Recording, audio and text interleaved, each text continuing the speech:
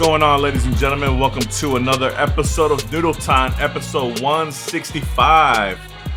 I am your host, Mark Segovia, alongside OSG. What's going on, OSG? What's up, bro? Ready to do this? Been a minute. Merry Christmas and happy holidays. Yeah, for sure. Happy holidays to all you guys. Appreciate everybody checking it out. For those who check it out later on the stream, thank you for this continued support.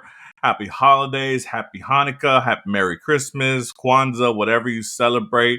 Make sure you do it with the loved ones and those closest to you, and all that good stuff. But we're going to celebrate the ending of 2025 by going over a little bit of off-season news that the Dynamo have done up to date news.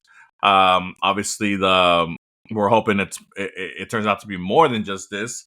Obviously, but a lot has happened, and we were talking offline on the chat. Maybe we should run some noodles for the guys one more time before the end of 2025, and why not? I love doing this. I love having you guys with me, especially you, OSG, and obviously I love the guys in the chat and everybody who watches us on YouTube and whatever other platform that you use to watch or hear us. So we're all Dynamo fans here, and we're all anxiously awaiting to see what happens this offseason. Obviously, coming off a disappointing 2025 season and going into a 2026 season where we're hoping to rebound from the failures of last season and progress and maybe be a MLS Cup contender. I don't know. Upper echelon, maybe. I don't know. We'll see. Hopefully. But just better than last year, right? And hopefully playoff bound. But speaking of playoffs, Mark, we're turning 21 this year. Turning 21. Fuck the 20 years. We are turning 21 this year. It's an important age, 21. But speaking of playoffs, obviously we all know we missed the playoffs last year. And with that, unfortunately, comes the conclusion of our participation in the next year's Leagues Cup. Obviously, the top 18 teams in MLS, which basically means the 18 teams that qualify for the playoffs will go against the 18 teams in the first division of Liga MX, and their new installment of it, which was introduced last year. Just your thoughts, man. Obviously, for me personally, before I let you answer the question, anytime you get an opportunity to lift a trophy, to win some money at the end, I think it's a great opportunity for a club of any stature. Obviously, I'm a little bit disappointed at the fact that we didn't make the playoffs last year with so many opportunities to make the playoffs. And obviously the fact that, I know a lot of people don't really care too much for this Leagues Cup, but at the end of the day, it is a payout. There are 3 spots available to qualify for the Champions Cup. And it's a missed opportunity for the Dynamo. But your thoughts on Leagues Cup and the Dynamo not being included in it? Playoffs was a bust. We should have been in the playoffs. We could have been in the playoffs and just failed it. Injuries, whatever. That's the backstory. We did that episode a couple times ago. Leagues Cup, man, great. The schedule is infatuated, but I'm okay with Leagues Cup. I like Leagues Cup. I like playing. I like playing those teams. I enjoy the competition. I think it's a good competition. It can be incorporated better, maybe, and that's probably for a whole nother episode. But I enjoy it, and I kind of wish we were still in it and available for Opens Cup. But I guess now you're being selected by one or the other, depending on how you finish in the standings now. Whatever. I'm gonna miss it. Yeah, and obviously. We'll still be in the U.S. Open Cup, and obviously the winner of that competition gets lifts a trophy and gets a spot in the Champions Cup. But the great thing about this Leagues Cup, and I think that the people who call it a money grab tournament or whatever this and that. Obviously the tournament's only been around for 3-4 years. They've come out with different iterations of it. I think this version is the best version of it. Obviously Liga MX is a smaller first division than MLS. So it's only right for the top 18 teams of MLS, which obviously coincidentally are the playoff teams, to go against the 18 teams in the first division of Liga MX. But Right. but it's a goal to strive for. I mean that if you're not consistently good and you're not consistently fighting for playoffs, you're going to lose out on opportunities to give yourself to compete for Champions Cup. Because realistically, when you add the Leagues Cup to it, it's realistically 5 opportunities. As far as six opportunities. Whether you're a Supporter Shield winner, MLS Cup champion, Right. US Open Cup champion, or you place in one of the top 3 spots in Leagues Cup. That's 6 opportunities right there. That are given to you if you're a club that has ambitions of having a winning culture and making the playoffs year in and year out. So, it's sad.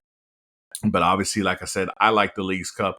I like to see the matchups against Liga MX clubs and to see where we stack up against them. And I think we have a lot of great competition against them. And obviously, it's just a different change of pace when we face the Liga MX clubs, because obviously, depending on who falls in that group, our home might not necessarily be a home field advantage. So it's sometimes a little crazy like that, but it is what it is. We get to gripe about the attendance being vice versa when we're at home.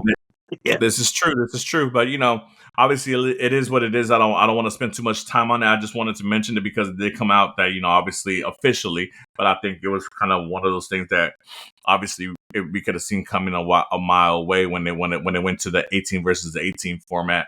That it would be the 18 playoff teams going against the 18 Liga MX teams, but it is what it is. But congratulations to those playoffs teams, and obviously Dynamo. Hopefully, we make a long run in the U.S. Open Cup, and hopefully, we do something great to garner a spot in next year's Champions Cup or whatever. But with that being said, we're talking about Dynamo offseason, man. A lot of things happened today. A lot has happened today. Not necessarily the big splashes that we were hoping for, but obviously the little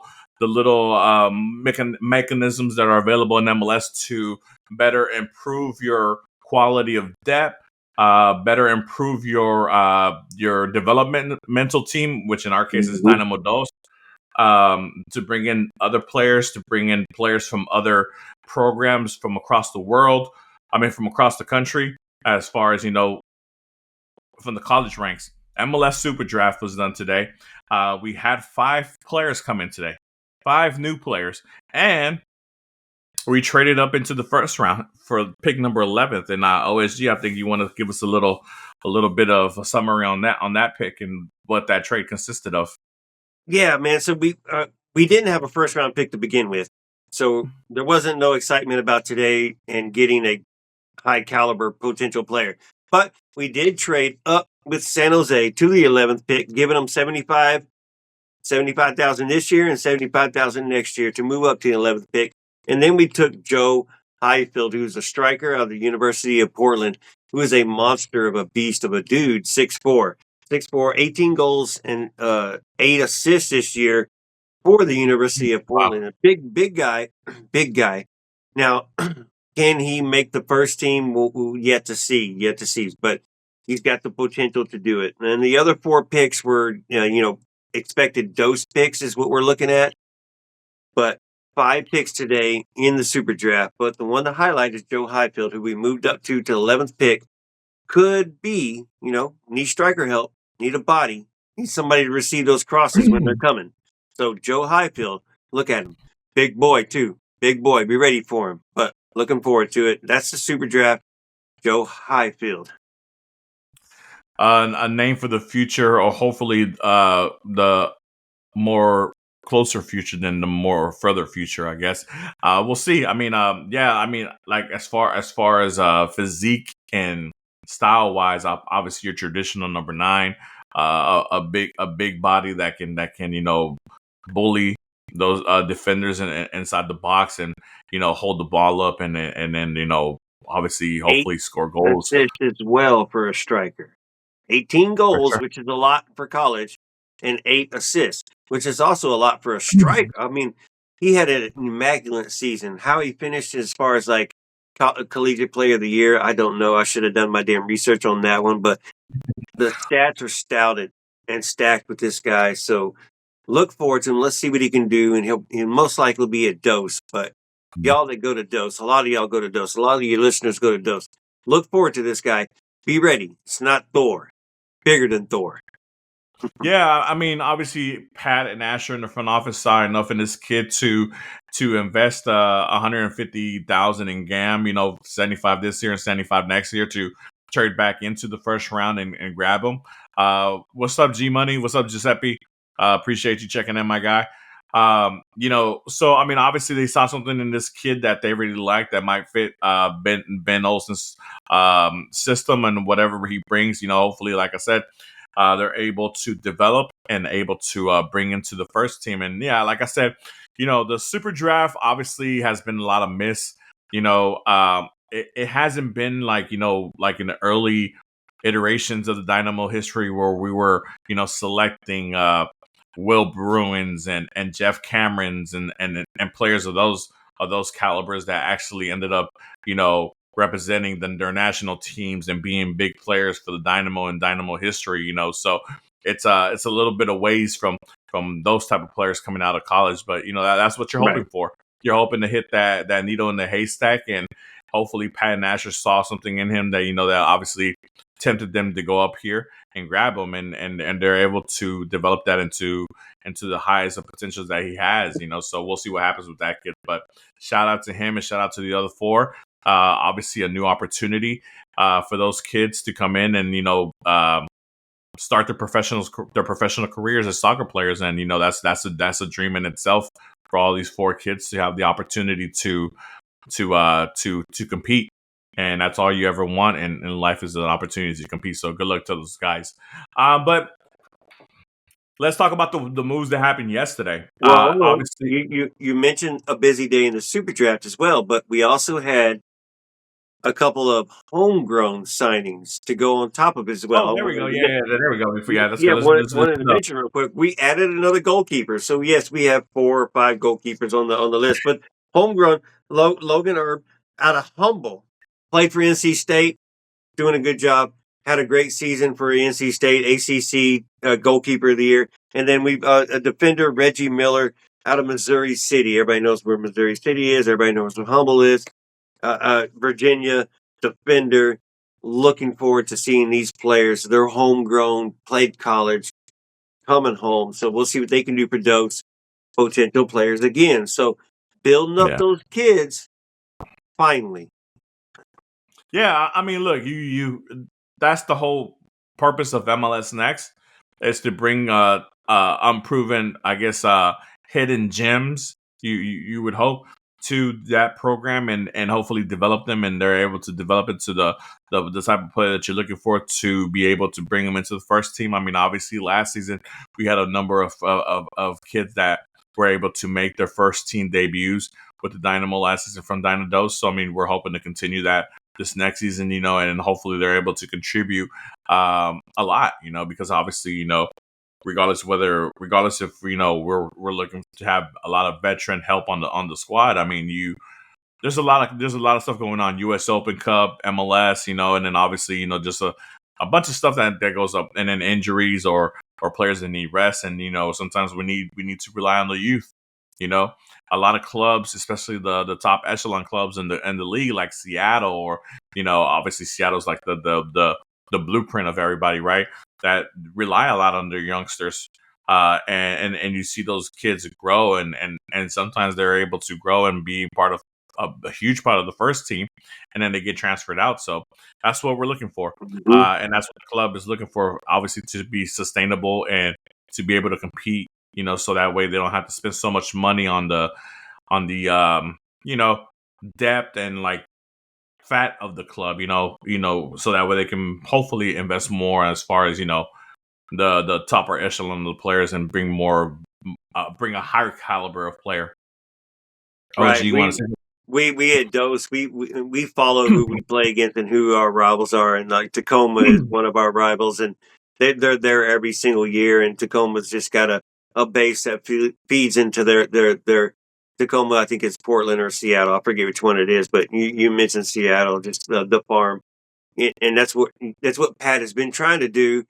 Granted, you want him to do the first team first, but he's doing more than one, and finally growing those kids and giving us some potentials there, something to keep an eye on and to look forward to, and that's what we do here on Foxtrot. We do keep an eye on those kids on those, so you don't get surprised by them when they shoot up to the first team on you. Muted.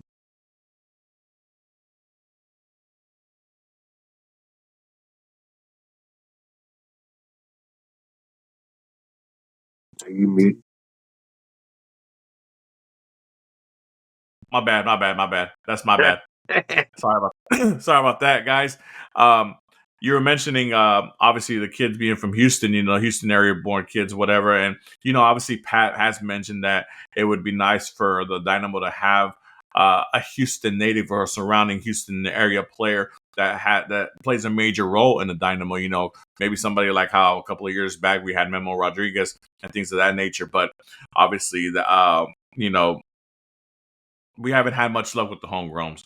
But speaking of homegrowns, one of our favorites from last year who increased his game from year 2 to year 3, Brooklyn Rhymes, is on the way out. As reported yesterday per Tom Bogert, he is going to New England Revolution at a fee of $1.4 million with plus $600K add-ons, incentives to add on to it. Strong opinions. What's going on, my guy? What's going on, Jeff? Good evening.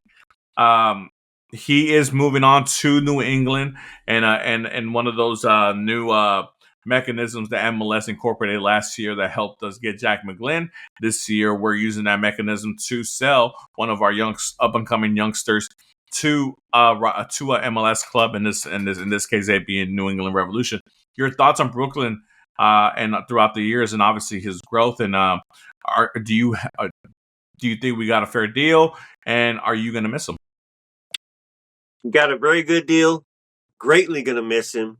Look forward to having this kid on the team for as much as we're going to keep him. Hoping to sign him to an extension. His contract was going to be up next after this season. Hoping to sign him to an extension like we did McGlynn. We signed McGlynn to extension and expecting to sell. I was hoping to do the same with Reigns and utilize him.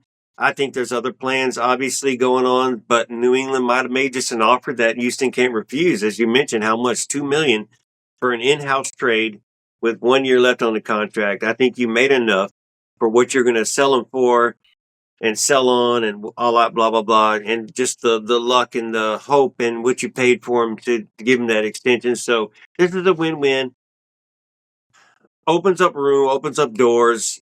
We have somebody potentially coming in to fill that spot already. You have Sasu.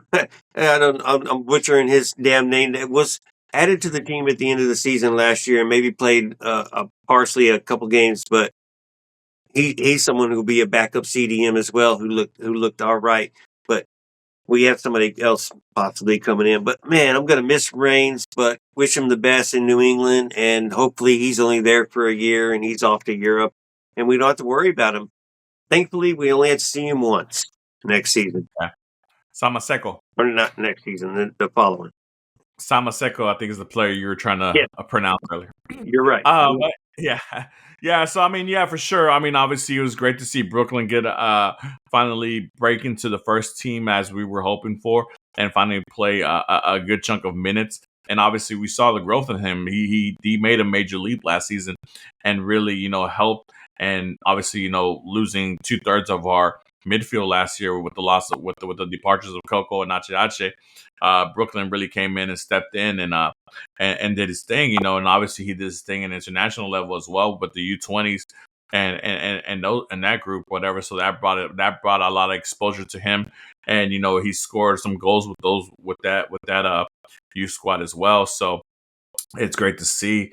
Obviously you hate to lose a young talent like that, but obviously this is a business where players come and players go, and you're always trying to improve, and the thing is, um, the Dynamo just need more, I think, more win now players, and obviously we'll get to that here in a bit as far as, 1.6 is a lot of money you need right now to do yeah, that yeah, for sure, right now. for sure. And that's the whole thing about the homegrowns. They're cheap prospects that you bring in. That they go through your academy and or MLS Next clubs, and in this case, obviously, Brooklyn has been back and forth with MLS with Dynamo Dos in our first team, and obviously he didn't cost us a lot to bring in, and obviously we're making a nice little profit on him, and obviously I'm sure that Pat in the front office is going to use that money to go into the piggy bank for this offseason and for the future players that are going to be brought in this offseason. So we'll see what happens. But another transaction happened. Sell. He becomes a U22 for New England now because of that sell. We didn't have to Yeah. use the U22 on him, but because of the sell, I think they have to use the U22 on him now. But that's a U22 initiative for Brooklyn Reigns. So And you know what's interesting, to be honest, I think that the way the thing was structured with the 1.4 and the 600K coming in as incentive based, it also separates him from being a DP player, I guess. well, I don't yeah, know. I don't know. yeah. So I mean, obviously it's always different mechanisms or different things. What's going on, Rodriguez? What's going on, Dago? Appreciate you checking in on the chat, guys. Appreciate you. Welcome in, guys. Thank you for spending some time with us and eating these noodles. But obviously, yesterday another transaction happened as well. Another mechanism that's alive and well. The MLS expands a reentry draft. I'm sorry, stage 1, and the first pick was nephew Gabe Siegel is going to DC United. Well, not technically. They have the rights to offer him a legit contract to basically sign him away from the Dynamo, and if he does agree with it, obviously he will go to DC United. But if he doesn't, he goes back into the free agent pool, and he can be selected in the second stage. I'm guessing, or not be selected and just be a straight free agent and decide where he wants to go. But obviously, one of the main reasons why I think Pat and Ashford made the decision today to get into the first round and select the kid that they selected today as a striker, because obviously we're running a little thin on that side because we're not sure who's gonna back up Ezekiel Ponce this year. We obviously we'll see what happens with that. Obviously the offseason it's young and still fresh, and and they have a lot of time to fill that void. But I mean, obviously Gabe Siegel, who was one of the backups to Ezekiel Ponce, has left as free agent, and obviously DC United has decided to take the rights to be exclusive to negotiate a contract with him, and we'll see if it happens. So we'll see what happens. Your thoughts on Gabe Siegel? They traded Benteke for Gabe Siegel, so good for them. Well, I mean, they brought in Philadelphia as a tie Badiou, who scored 17 goals in MLS last season. There's really international. So I think maybe they're planning to use him as the backup to him. Tari Badiou, one of those DPs that Philadelphia had last season. So I mean, but I mean, obviously DC United going away from Benteke and him being a one of those always constant Golden Boot contenders.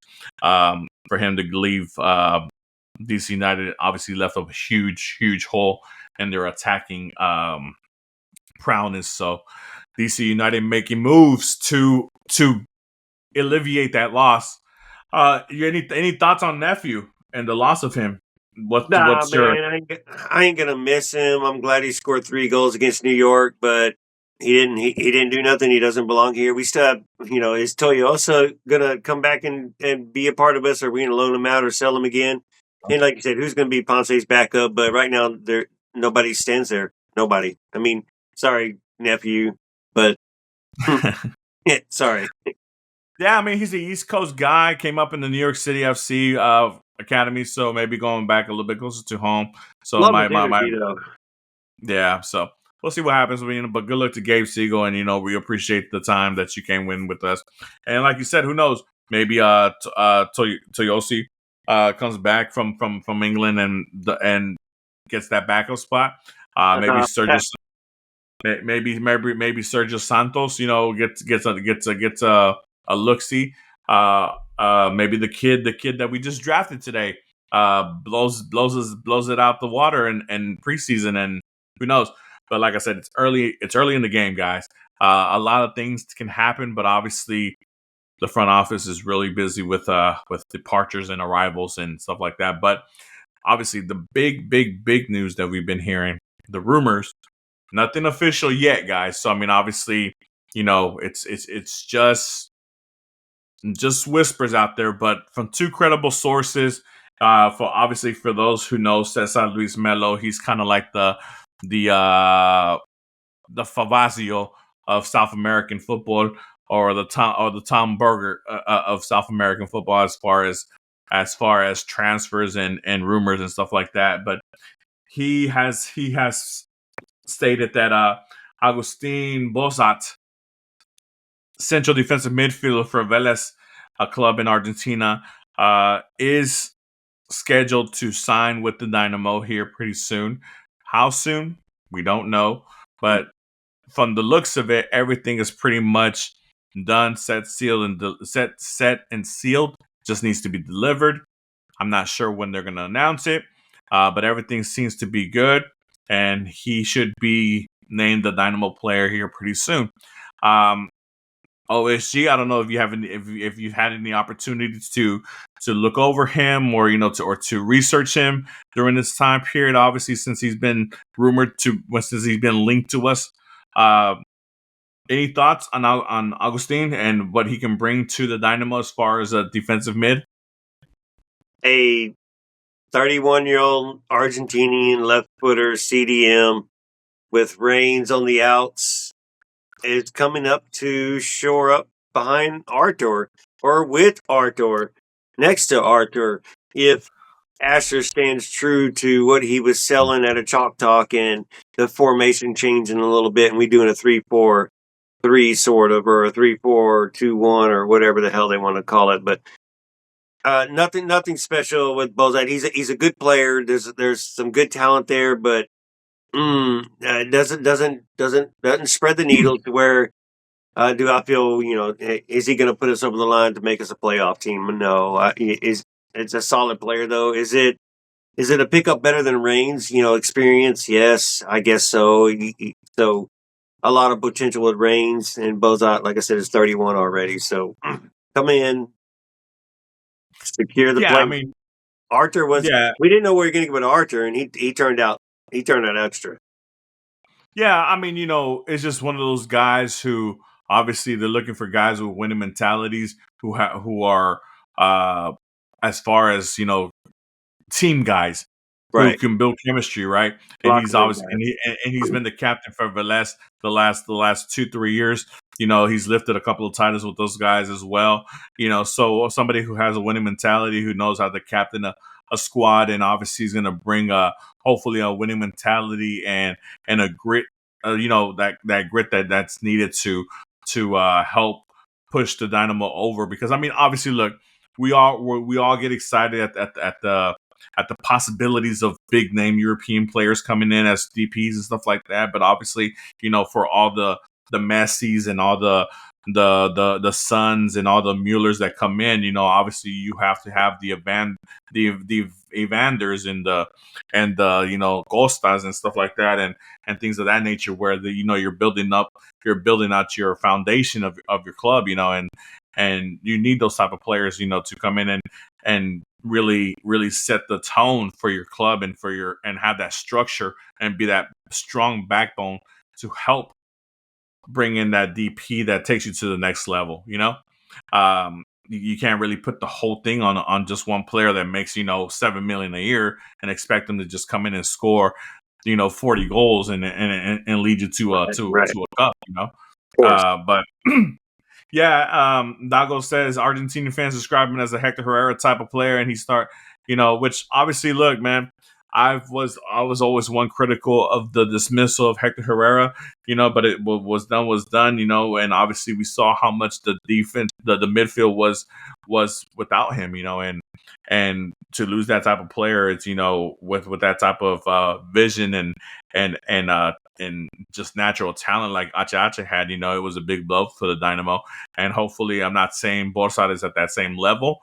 But I mean, hopefully he's able to bring something similar or something even better, or a better, different version of what Ache brought us. But we'll see. We'll see. I mean, it's obviously nothing set in stone yet. It's still a rumor. It's still nothing has the ink hasn't dried, like people say. The T's haven't been crossed and the I's haven't been dotted yet. So allegedly, Agustin Bouzat will be a Dynamo player here in the next few coming days, maybe week or so before the new year. Who knows? We'll see. Maybe he's wrapped up for Christmas for us. Who knows? Hey, I'm for it though. Let's see what he can do. Come in here and be a part of this culture we're trying to build. Hopefully, Ben's trying to build. Yeah, like they said in the chat, they say there's still time to write to Santa to ask for players for the Dynamo. Yeah, I'm writing. I mean, I have one Argentine player in particular that I would love for Santa to bring over to the Dynamo, but we'll see. But he isn't the only one. He isn't the only one rumored to be coming to the Dynamo, and this is an attacking player, a winger, which we all know we've needed the last couple of years. Guilherme from Santos, who has helped the legendary club in Brazil avoid relegation this season with a phenomenal last 3 games, who played alongside world-renowned global superstar Neymar, and helped Santos not be relegated and stay up. The build-up, and then to say not relegated. You played next to Neymar, and then you're like, you weren't relegated. It's kind of crazy, man. Like, obviously Santos is one of the biggest clubs on this side of the hemisphere, and obviously with a lot of historical players that played there, Brazilian players, as far as like Pele and Neymar and things of that nature. To hear that they almost got relegated this season is just wild. It just goes to show the power shift and that league's cycle, with clubs like Palmeiras and Flamengo doing big things, and the old giants like Vasco and Santos are kind of like faltering for some reason, or whatever the reason is. But with that being said, their last game, who was the player of the game? It wasn't Neymar, was it? It was not. It was not. Who was the player of the game for that game? Scored a brace. You get ahead of me? It was. There you go. Scored a brace. Maybe that was the straw that broke the camel's back and finally made Pat decide, you know what? I want a winger for Santos. It would have been great had it been Neymar, but he said nope. Neymar didn't do enough. Neymar doesn't do enough. You heard me? Come to Houston, baby. Got you. Hey, this dude's 30-year-old Brazilian left winger, but he's had an immaculate 3 years. He's resourceful. He's played 48, 46, and 49 games in the past 3 years, scoring 14, 13, and 10 goals, 9, 10, and 6 assists through each year the past 3 seasons. There you go. He's having a good year, man. So he's coming in courting as a DP. But he's a DP like Linger before y'all start pulling your hair out. He's a DP like Linger where he can be bought down at any minute during the season. It's more resourceful to make him a DP at this point. And then when we need that DP, he can be bought down and we can use that DP later. And we're saving a DP for later during the summer way as well. But for sure. I like him, man. I like him. He's okay. I just wish he wasn't a DP, but I mean, it's like you said. I mean, it's one of those. He's a DP by name only for So it's the Linger type deal that we had from last season. I mean, it's interesting. I mean, obviously him doing a great job in the Brazilian league, and obviously you mentioned the stats for the last couple of years, and hopefully he can bring that, and hopefully he's the provider that Ponce needs to help open up his scoring, and open up what he needs done to be a more successful number 9, and obviously, as far as him being the left winger, obviously looking at the right, who's going to be on the right? Will it be Alani? Will it be Quiones? Will it be somebody else? I mean, like I said, we still have the P spots open. Linger seems to be settled into that quote unquote number 10 spot that's not really there, but is there, and whatever. So we'll see what happens with him. As far as that goes as well, because I think Linger is one of those players that we're gonna be heavily hoping can make a huge jump from one year to the other, because I mean, he has the accolades too. He's a national team player, and just unfortunately for him, he came in with such a hot start and it just kind of faded off with everybody else on the club, and kind of one of the reasons why the club wasn't as successful as we hoped it to be. But yeah, man, I mean, we'll see what happens. At the end of the day, like I said, you want to bring in players who are very capable, and have that mentality of never giving up, which in this case, obviously, Guilherme and that Santos team didn't give up, man. They were on the cusp of being demoted, and thankfully for them, and thankfully for the club, they were able to avoid that. Linger and Ponce need to step up next season.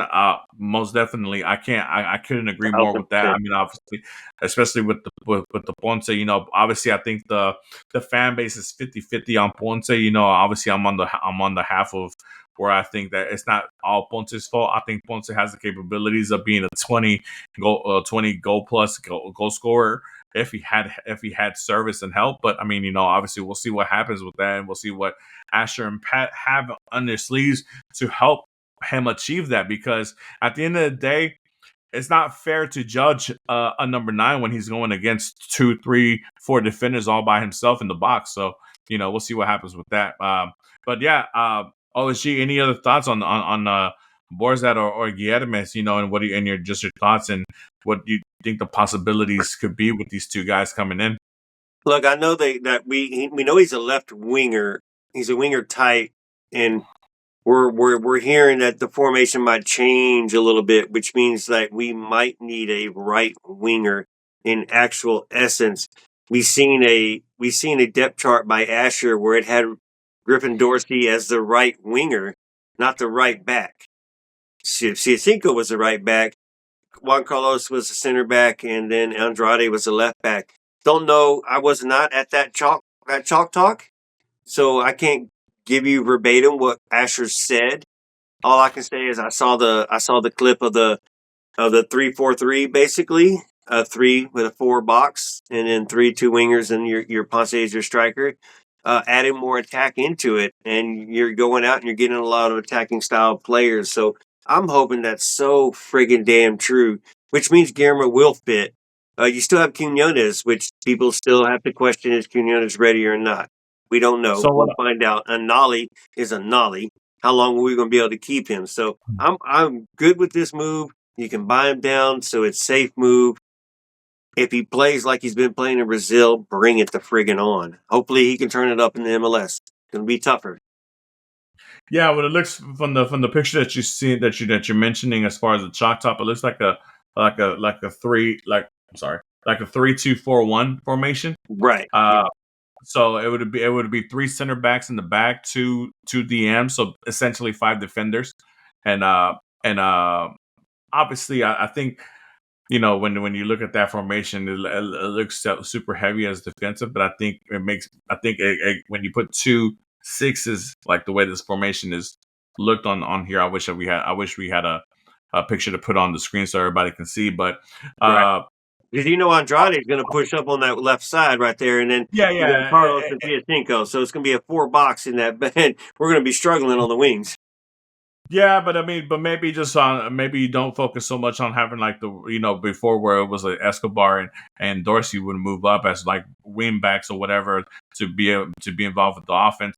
I think Andrade does well as far as like set pieces, but I don't think he's one of those that pushes up like that.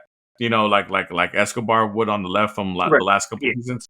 So, and I think Arthur is obviously that defensive anchor, and then Bouzat from his style of play, obviously he would be defensive if need be, but he would be the first point as far as the attack goes, as far as moving up. He's that 6'8" player, like he's that box to box type, So technically a number 8. I'm assuming his role would be, but but obviously more offensive firepower with with the looks of like Linger being on there, McGlynn, and then obviously the wingers, which at this case is at this point right now is Inali, and you mentioned Dorsey, which would be which we all forget that Dorsey actually was an offensive player when he first signed with the Dynamo, when he first came over from Toronto. But I forgot who was it? Was it Tab, or was it who transitioned him over to right back?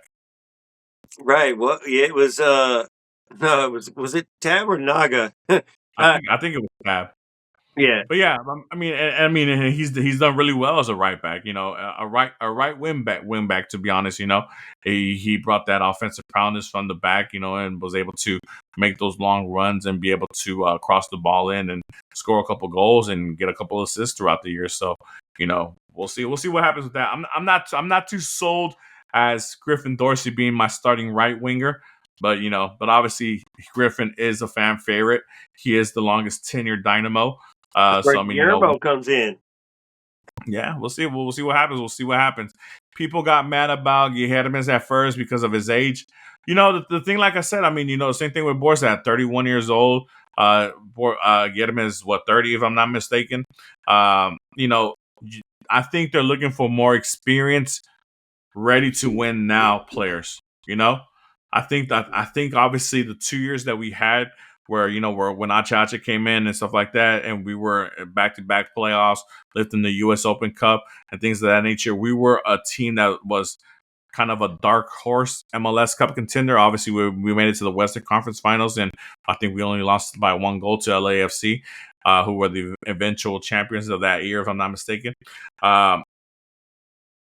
We want to return to that level, and hopefully whatever players we add, we're able to progress and take us to the next level, which obviously that next level would be making it to MLS Cup, So we'll see what happens. Like I said, the thing with older players is that can they handle the hot days? Can they fit not? Well, but the thing is, like, you got to remember that's only this season. I mean, with the calendar's changing, we're not gonna be We're not gonna be fighting the 100-degree weathers and other stuff. I mean, obviously, this summer is going to be the World Cup, so they're not going to be playing too much during the summer, as far as battling the heat waves and the humidity of Houston. And then obviously the calendar change is going to happen pretty soon, and we're going to be going into the FIFA calendar, and it's going to be a different look. So, as well. So we'll be playing in pretty nice weather from here on out, and that whole home field advantage that we used to have of sweating everybody out is no longer going to be there. The playoffs will be in May. Yeah, and like I said, Jeff makes a good point. I mean, obviously it's this season and not seasons ahead of time, But I mean, obviously, look, I think a player who comes from Brazil, Brazil is a humid country too. I mean, it's hot down there as well, So, they have anacondas. It's not too much of a difference. I mean, I think it wasn't a surprise that a lot of the South American clubs who competed in the Club World Cup were able to do so well this year and they were able to maintain better than the European clubs, obviously, because they're used to kind of playing in this type of weather. I mean, obviously not as excessive as it is in Houston, but they're used to it, So, but we'll see. I mean, they got Mark, what's the temperature going to be on Christmas Day this year? Welcome well, all I know is I'm going to be out there in shorts and sandals, man. So I mean, we'll see. Right. Yeah, so we'll see. Looking forward to it. It's going to be better and it's going to be funner though. No 112 temperature degree games, and we're tailgating, looking for that 10 by 10 tent space. Yeah, for sure, for sure. So I mean, it'll be interesting. But like I said, I mean, the good thing about those two is that they're brought in. It looks like they're going to be brought in early, so they'll have a full off season with the club to get acclimated and to get the chemistry built with the other players and stuff like that. None of that last minute stuff, that happened last season, and we're trying to scramble to bring in some type of player with some type of profile to helpfully help with some kind of miracle to help make something out of that season. Yeah. I think the front office saw that was the wrong way to go about that and that have that approach. But we'll see what happens. OSG, anything else you want to add to this about those two players before we move on? Nah, man, they're all good. Let's just get them in here, like you said, and let's get them in here soon. It's been a minute since we've heard about the rumor. Usually, the Dynamo are pretty quick when the rumor's pretty true. So, what's the holdup? Let's get it done and get them in here. Go ahead and ship Brooklyn Reigns off and get that done, and let's move on. We're getting ready for this season. For sure, man. And it just brings more hype as from a fan base. To see these transactions. You see these transactions start to come in. Not just for us, but They're for the not league. Miami transactions, but Not just for us, but for the league overall. I mean, it's obviously we know Miami won MLS Cup and stuff like that, but obviously the offseason is the start of a new season where everybody starts off 0-0, and it's a new hope has arisen. And obviously we're hoping that the front office and the Dynamo are able to get the players needed to take us back to the playoffs and hopefully make some type of run. Not only in MLS, but obviously, like I mentioned, we have U.S. Open Cup play, to worry about as well. And that's one of those trophies that I always enjoy being able to see the Dynamo compete in and obviously lift like we've done in 2 times. Dago says, do you guys think Dynamo will sign a real DP since we have a third spot available? You know what, Dago? You must have read our minds, because thank you for the segue. We were going to talk about the next wave of huge European stars that are being linked to MLS to come this offseason.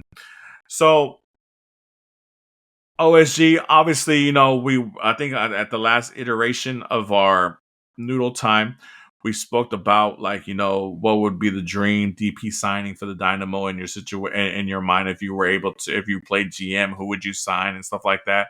And obviously, it's great to see the players mentioned, that have been mentioned and rumored. Obviously, we're hearing a lot about Lewandowski linked to Miami or Chicago.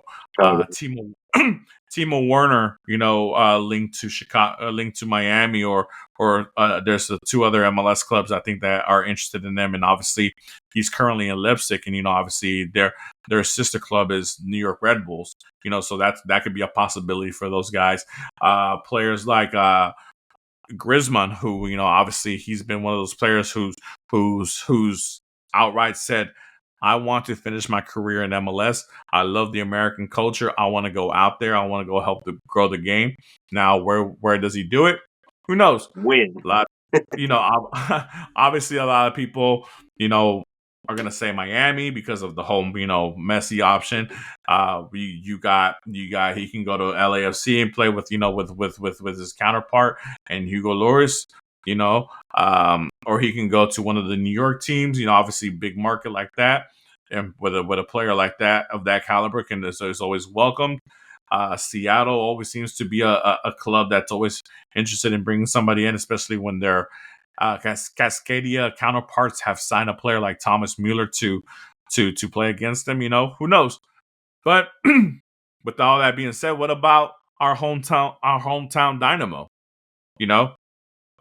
Hector Herrera was such a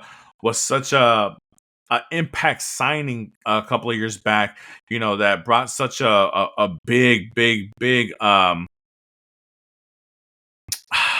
do you want to call it, Or was such a big moment in club history, to bring a player of that caliber with those accomplishments, and to be our captain and be our, to be honest, our first true DP signing, of that caliber. So obviously he came and went. He helped us win a U.S. Open Cup, like I mentioned, 2 playoff appearances, a Western Conference appearance.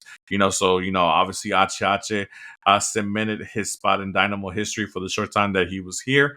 But what now? What's next? What's next? Like I said, Miami just won MLS Cup. One with Messi, Suarez, Alba, the Paul, Busquets. Vancouver, the finalists, Thomas Mueller. World class players. Are the Dynamo ever going to get into that bag again and go out there and get that high level player? And if so, OSG, is this the time to do it? I mean, is this really the time to do it? And if it is, who would be that player? That transitional player that would most definitely make the Dynamo maybe a dark horse MLS Cup contender or a potential true MLS Cup contender. There's all kinds of players that can come out of Europe that are at the end of their prime and can move to MLS and become in their prime once again, even though they're elder. And can the Houston be in that race? They showed that they could do it with Herrera before, not really before, but kind of in the middle of all this other racing and everything. Can we do it? Can we draw a player of that caliber? Is Pat willing to get that extravagant? I don't know if Pat is willing to get that extravagant. Can Houston lure a player like that? I think Houston can. We just got to be able to just go out and find that player that it wants to come to Houston and live in this part of the town.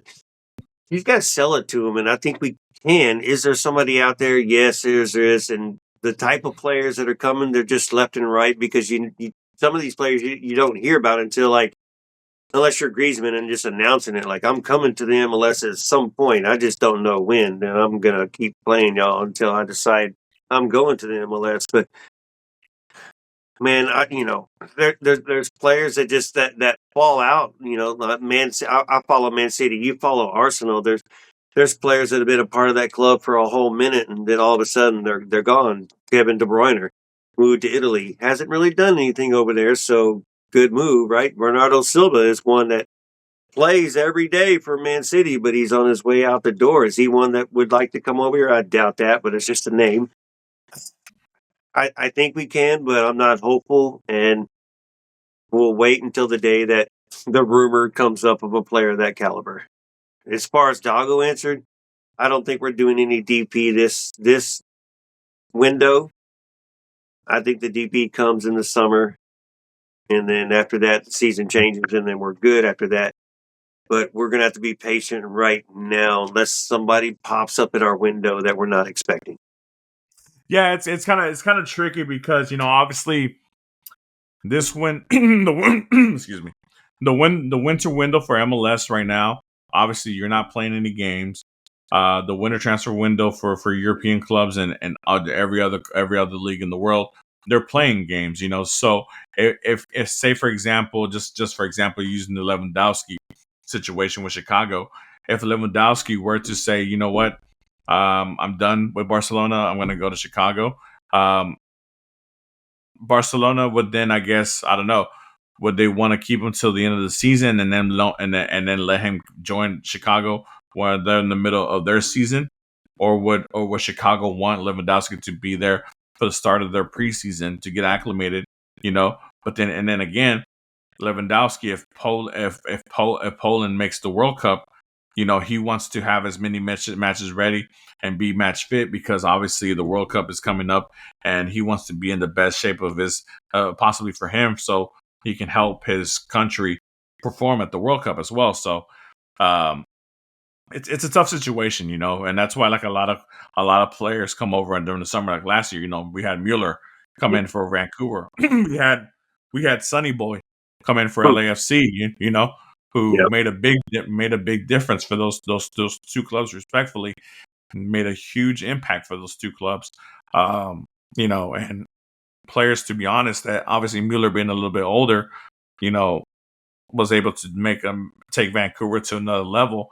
They were kind of drifting a little bit, but then he comes in and he gives them that extra boost. Get them to the final. Yeah, for sure. And then Son, to be honest, It was a surprising signing to me, which just goes to show Yeah, yeah, when you gotta go knock these doors. You gotta go talk to these players.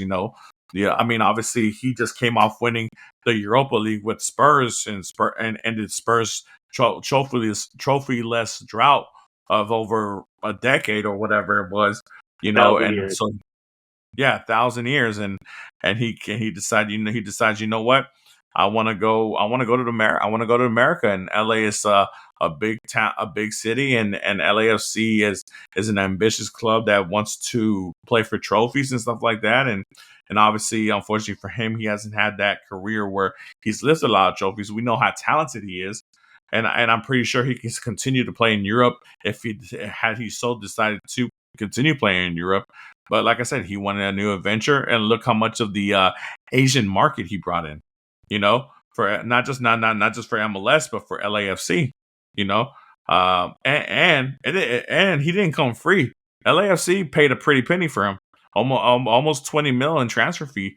But at the end of the day, it was worth it. Hey, he's benefiting. He's making money. He's getting the hype. He's getting the marketing. He's getting the whatever it is when you're the commercials and all that good stuff. And you know what? Good for them. And they're about to be a rival for of ours. So look forward to kicking Son's ass every year as long as he's here. Yeah, we'll talk about that here in the end. But yeah, man. So I mean, for me, honestly, there's one player that I've been looking at, and it seems perfect, almost too perfect. So and in life, when things seem too good to be true, normally they are. And in this case, I think that's going to be one of those situations. But if it were to happen, man, this is playing out perfectly for the Dynamo, because not only would this player be available on a free, but he is a high profile player, a World Cup winner, a champion in Italy, one would say a Juventus legend, just won the World Cup with Argentina. And obviously I'm talking about Roma's Paulo Dybala. A goal scorer, a playmaker. Somebody who obviously coming to this side of the hemisphere brings him closer to Argentina and his family. A new adventure. Obviously, he knows his counterparts over here, like Messi. Obviously, Correa and Tigres is playing over there. And other Thiago Almada has played here, who's with our Atletico Madrid right now. A lot of Argentine players have come to MLS, and played really well, and gone on to go to bigger clubs in Europe. But obviously, he's on the other side of 30. It would be a great opportunity, and that would be a fantastic signing, in my opinion. That would be, Ache on steroids. Yeah. But obviously, equal Pontier. but obviously, I can dream, I can hope. If that were to be the case, I would be right there, first in line to buy my Dybala Dynamo jersey, both home and away. But we'll see. I mean, like I said, and I'm pretty sure a bunch of the guys in the chat, OSG, I'm sure you would. The whole Foxtrot family probably would. That would be such a high profile signing for the Dynamo, which would help not only on the pitch but off the pitch as well. The global exposure. That would be dope. The global exposure, just that, man. I mean, like, if you guys haven't had the opportunity to watch Dybala play throughout his career in Serie A with Palmeiras, Juventus, Roma, and those guys, I mean, he's one of those players. He's one of those cult. Those like like you got those movies that are like not necessarily classic movies, but they're cult classics. Like he's the streets will never forget Paulo Dybala. The streets will never forget Paulo Dybala. the unfortunate for him in his international career is that he plays the same position as Messi, and obviously you're never going to get ahead of Messi. Messi is the greatest of all time, but he has the talent and the capabilities and Exactly what we need. the profile, the smile, the smile, the McGlynn does the 2, he does the 1, 1, 2, let's do it, man. Let's get it together. Let's get it together. Hey, I'm ready for it. I'm down for it, man. If it would be the perfect fit too, but that would be a damn splash, and maybe that's what we're not. Yeah. All right, dream on, brother. Make it, manifest it during your dreams. You never know. Miracles can happen. Can somebody get me Asher and Pat's emails? I can just email bomb them. Just, hey, Paulo, every day I'll send them an email. Paulo Dybala, Paulo Dybala, Paulo Dybala, Paulo Dybala. That Asher on X. Hey, you never know. 3-1 Atlas could be a wishing stone, so let's just wait. For sure. But yeah, guys, before we go, one last thing. Obviously, a lot of changes coming for the MLS. Obviously, we just mentioned the MLS going into the FIFA window, FIFA calendar, which a lot of people have been hoping it to be coming. It's coming. It'll happen after the World Cup and things of that nature. There will be a shortened season for MLS to crown, I think, the 2026 or is it 2027 champion. I'm not sure. I have to look at that. I have to look that up. But with that being said, there's going to be no more conferences. It's going to be divisions, and the rumored division that we're going to be a part of, it's going to be the Texas California division, which will include us, of course, Austin, Frisco, the 2 LA teams, LAFC and LA Galaxy, and San Diego FC. OSG from the looks of it. Your thoughts on the proposed division that the Dynamo will be included in, and your thoughts just on the overall positioning of the clubs in the divisions that are being supposedly told. Look, I like it. I don't know how they're going to do playoffs yet, as far as how people get out of the divisions to the playoffs and how they'll seed it. But I like it because, like you said, it's 5 divisions of 6 teams. So you're playing everybody twice in your division. That's 10 games. That leaves 24 teams. You're playing everybody once. So you're playing everybody in the league once in your own division twice. That's 34 games. You get to meet everybody. You're just not getting home and away of everybody. So now you get to play everybody once in every league. It's a single table, too. It's not a Western Conference and Eastern Conference, like you said. So I like it better. So it could be Miami as a 1 seed versus Houston as the 16 seed by chance. And you're playing your former Eastern Conference in the first round. So I like it. It's going to be interesting.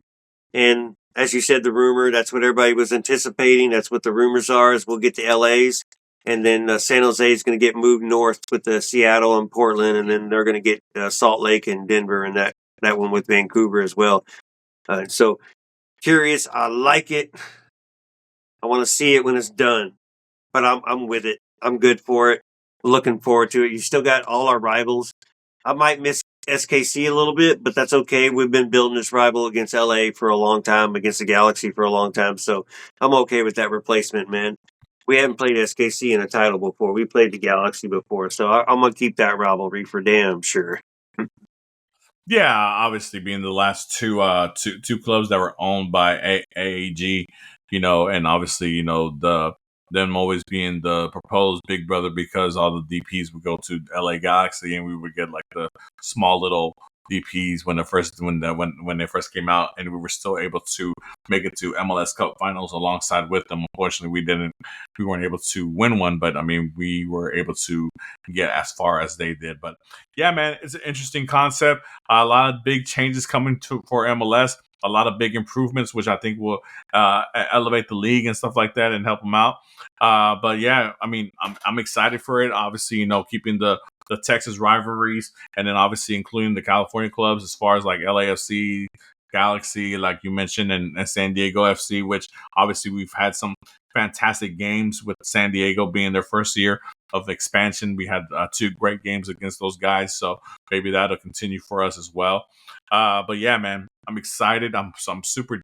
I'm ecstatic. I have better. I feel better about this offseason than prior. You know, it's just the way last offseason started with the whole Spitgate, and then Achachi being let go like 2 days later. It just didn't sit well with me. And then Coco, and then obviously losing Coco, and then Mikael being sold. Just it was a lot. This season seems a little different. Seems more optimistic. I feel more confident. I feel more positivity. And I like the Well, you're fact not that losing your 3 main stars either. You're losing Brooklyn Reigns. well, yeah, I mean, but at the same time, the rumors are coming in earlier, man. Like, we're Yeah. actually we're having players that are gonna be ready for the start of preseason, for the start of training camp. Not the end. Not trying to see where we're gonna put them. Not coming in on the third game of the Right. of the regular season. Things like that. So things are happening the way they're supposed to, and I just want to give a round of applause to Pat and those guys right now. I mean, obviously, like I said, nothing is finalized yet. So I mean, obviously, I don't want to get too ahead of myself, but from the way things are looking, they're moving quicker than what they did last year. So that's a plus in itself. So yeah, G Money agrees with me, Giuseppe. We're moving earlier, so that's a win. Hey, of course, you can't procrastinate, man. You have to know what you want, and you have to go. You have to be willing to go out there and get it. So that's the winning mentality. You have to know the profile player that you're looking for, identify that player, and you have to go get them. Hey, Mark, a lot So going on with the draft, free agency, transfers, everything going on right now, and Houston's involved in all of it at the same time. So it's good to see that we're not just for putting sure, something off to the side because we got to focus on something else. So that's a for bonus too sure. as well. Yes, sir. Yes, sir. So with that being said, guys, obviously, thank you guys for the support in 2025. We're hoping for a bigger 2026.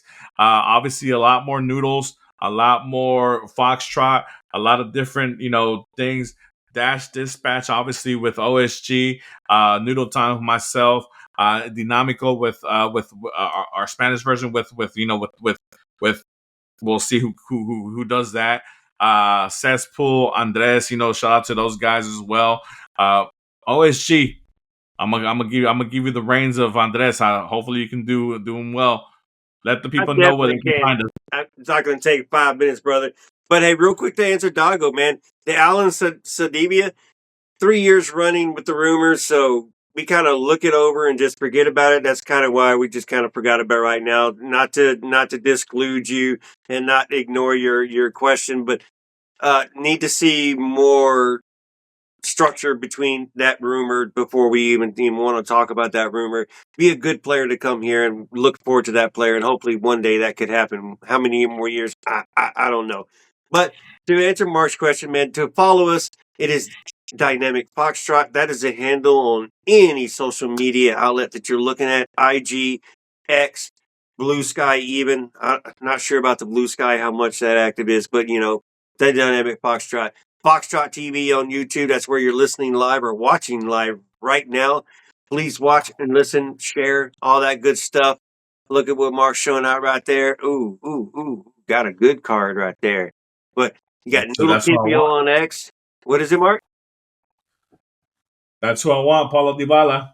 Ooh, ooh, it's coming. It's coming. Mark is manifesting and he's asking the dream catcher tonight whenever he falls asleep for for that wish. But like I said, I dynamic Foxtrot.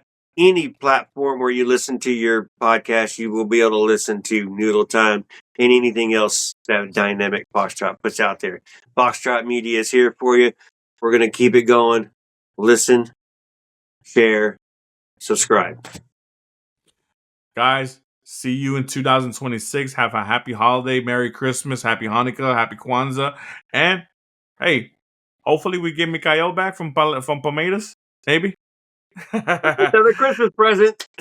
All right, guys. Y'all have a good one. We appreciate it. And like you always know, 2H is up. Hold it down for H Town all the time. There you Forever go. Orange. Go Dynamo. Go Dash. Go Dynados. Let's go Houston. Let's go. It's up number 37. I'm wearing them shorts, by the way.